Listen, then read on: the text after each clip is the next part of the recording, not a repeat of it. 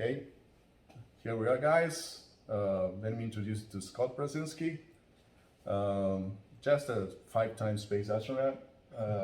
Just that, and he's honored to be with us. I'm honored to be talking with him. Scott is just incorporating into our team. We are very proud of that, and we'll have some conversation here, keep going, just to tell you about what his role is going to be with us and what we expect of the future working together. And obviously maybe getting some insight of his previous activities as an astronaut, as a volcano explorer, and all of that. So Scott, thank you very much. Welcome. Yeah, great to be with all of you. Actually, I'm thrilled to be part of your team and excited about inventing the future with you guys. Yeah, well, we have here the Bondi system. We were talking about it. So what are your thoughts about it? Well, I think it's revolutionary. You know, it's an out-of-the-box idea that's scalable, that is something that's deeply needed in our metropolitan areas, and it's green technology, so it's a good thing to do for the planet. So as we live in density, of course, we need to do it in a lot smarter ways in the future. And I think what you've engineered so far is very, very exciting. And even here in my home city of Houston, Texas, we certainly could use this technology. Yeah, I suffered that yesterday. Yeah, so right, we got the rental car building run out of power.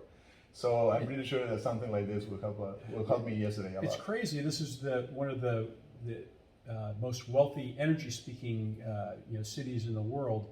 But in this last year, you experienced that last night. Just a couple of months ago, we had a freeze storm where we lost the entire grid for about 5 days. It makes no sense whatsoever that a place like this should ever run out of power, but we're all critically dependent upon it because it's our heat, it's our ability to produce food, cook food, to communicate, and it just shuts a city like this down if you don't have it. Yeah, so we've been through EVShare's video a couple of minutes ago. I would like to hear your insights about what we're thinking, what we're taking forward on the end of exactly that, how we remanage things in a way that this climate events don't affect us as much, because they are going to be even more frequent. More frequent, absolutely. No, what I love about the vision is it's a holistic view. It's not just solving one piece of the puzzle or one slice of the pie. It's taking a holistic view to energy, to transportation, to doing the right thing for the planet in the long term. Leveraging cutting edge technologies across the board. So it's visionary, but it's also necessary. And I like the fact that you've got a very well-rounded team. I'm grateful for the opportunity to contribute as well as a technologist. So, yeah. Stop doing that. We are more happy than you are. so tell me, let's put some exciting stuff into this. If that wasn't enough, but tell us a little bit. About your space history and what your missions were, and some of what you think are the most impressive moments of that 5 trips to space. Yeah, no, I've been very fortunate to fly in 5 space shuttle missions over the course of my 17-year NASA career. So I flew on some amazing missions to the International Space Station to build and maintain that, to repair it. Actually, one really dramatic spacewalk, and especially to stitch together a solar panel that had become damaged. To also flying with John Glenn, who's our first American to orbit the Earth. I was his physician on a space shuttle flight to help monitor him and the experiments we were doing with a 77-year-old senior citizen astronaut. He did amazingly well. He was a very fit guy, but it was still kind of nerve-wracking to fly with an American hero and making sure that he had a great experience. I got a chance to do a number of spacewalks and a lot of robotics. 42 hours?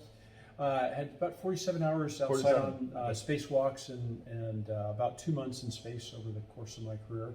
And since that time, I've been a inventor, product developer, entrepreneur. Yeah, we see all those patents here. Yeah, I have a bunch of them upstairs too. But yeah, it's not just the achievement of patents, but it's the commercialization. That's, as you know, as an entrepreneur, it's the how do you get a great idea into the hands of paying customers. And so I've walked that pathway as you have, and it's challenging, but it's really exciting. And if you have a great team around you, you can succeed. Okay, so, and well, tell me a little bit more. Well, I heard that when we were together in Davos, so I got impressed on your this planetary vision. So this watching to the world as a big neighborhood, right? And what do you think our challenges as a neighborhood are looking for what is coming? You're talking about the future space economy, or just the future as a planet. Yeah. Not only in the space thing and how space will contribute to that, but most what we should be doing in the next years as a neighborhood, as a planetary neighborhood. That's a great question, and you know, one of the things that is most striking from looking back at your home planet from space is to see the impact of humanity on our planet. And there's, you know, bilge dumping in the oceans. There's you know, jet contrails polluting the skies. There's deforestation. There's mass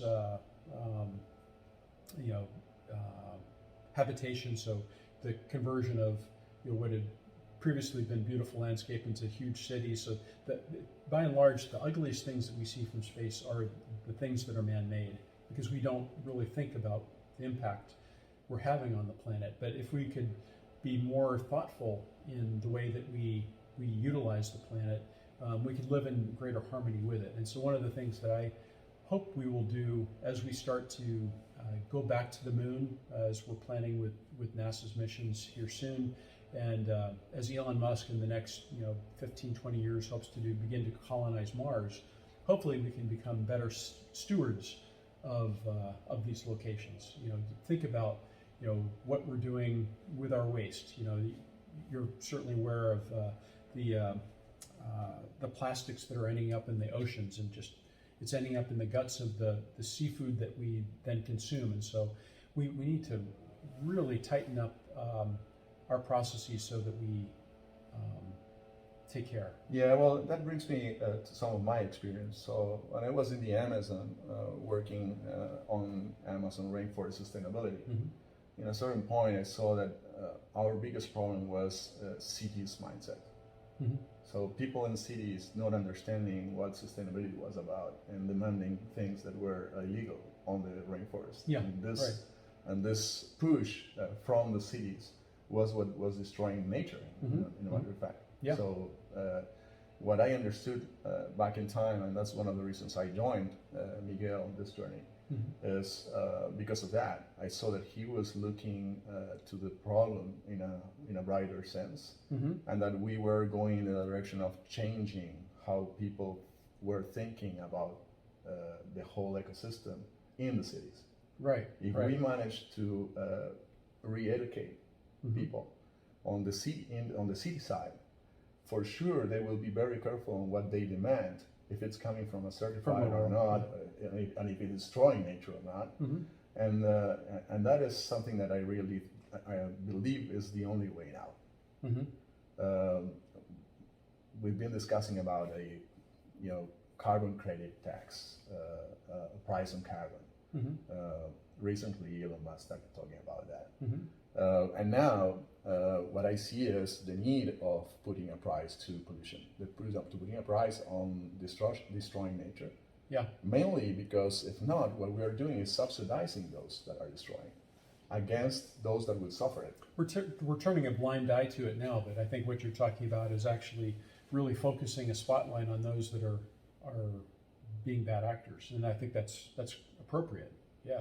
Yeah. What we see on the electric vehicle side or on the decarbonization environment is that the finance world expect from us everything that they don't expect from the polluters, right? Mm-hmm. So they are charging on us being efficient and being more cost effective and being more nothing. Yeah, we are subsidizing polluters to be cost effectively. Mm-hmm. So what about helping the non-polluters to be growing in proportion? Mm-hmm. Because if we don't charge people going in the direction of destroying the world and understanding that that's not a cost, we're messing it up. Right. So that's maybe one of the things that we need to do in our way in going in this type of things, in our own vehicles and new battery technologies. Mm-hmm. It's about how we measure footprint on everything. Yeah. Right. Right, and how we measure. Being very deliberate. Because it's not only footprint. You raise the plastic problem. Mm-hmm. Garbage is one of the biggest problems, even on the decarbonization side. Yeah. Right. So we need to really focus on how we manage the damage we do, right? I'm pretty excited of you joining us to do this, because I think you bring us a vision that we don't have. I haven't been in space. Well, we'll change that. We'll get you there. And I also haven't been over eruption volcanoes. So Well, you want to I'm not tell sure I us? recognize.